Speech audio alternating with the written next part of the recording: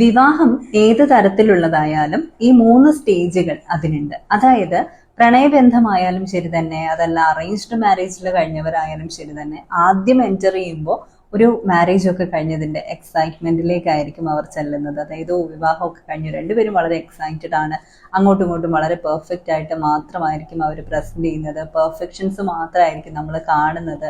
അങ്ങനെയുള്ള ഒരു സ്റ്റേജാണ്. രണ്ടാമത്തെ സ്റ്റേജ് എന്ന് പറയുന്നത് കുറച്ചൊക്കെ കംഫർട്ടബിൾ ആയി, വ്യക്തി ഒന്ന് അറിഞ്ഞു തുടങ്ങി. അപ്പോൾ പിന്നെ എന്ത് ചെയ്യും, പെർഫെക്ഷൻ ഒന്നും കാണിക്കേണ്ട കാര്യമില്ല, അല്ലെങ്കിൽ നമ്മുടെ നല്ല വശം മാത്രം കാണിച്ചുകൊണ്ടിരുന്നിട്ട് കാര്യമില്ല, അല്ലെങ്കിൽ നമുക്കിനി അത് പറ്റില്ല, നമ്മുടെ യഥാർത്ഥ സ്വഭാവമൊക്കെ കാട്ടി തുടങ്ങേണ്ട സമയമായി.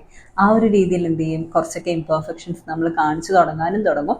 അതുപോലെ തന്നെ അവരത് നോട്ടീസ് ചെയ്യാനും തുടങ്ങും. അങ്ങനെ ഒരു ഇംപെർഫെക്ഷൻ സ്റ്റേജ്. ആദ്യത്തേത് പെർഫെക്ഷൻ സ്റ്റേജ്, രണ്ടാമത്തേത് ഇംപെർഫെക്ഷൻസിനെ ഐഡന്റിഫൈ ചെയ്യുന്ന സ്റ്റേജ്. മൂന്നാമത്തെ സ്റ്റേജ് എന്ന് പറയുന്നത് നമുക്കിപ്പോൾ ഇംപെർഫെക്ഷൻസ് ഒക്കെ അറിയാമല്ലേ, അതിനുശേഷം നമ്മൾ എന്ത് ചെയ്യും, അതിനെ അക്സെപ്റ്റ് ചെയ്യാനായിട്ട് തുടങ്ങും. അങ്ങോട്ടും ഇങ്ങോട്ടും ഗീവപ്പ് ചെയ്യാതെ സ്ട്രെങ്ത്തും വീക്ക്നെസ്സും ഒക്കെ തിരിച്ചറിഞ്ഞ് പരസ്പരം ഓരോ വ്യക്തിയും മറ്റേയാളുടെ ശക്തിയായി മാറി നിന്നുകൊണ്ട് അങ്ങനെയൊക്കെ ആയിരിക്കും പിന്നീട് മൂന്നാമത്തെ സ്റ്റേജിലേക്ക് പോകുന്നത്.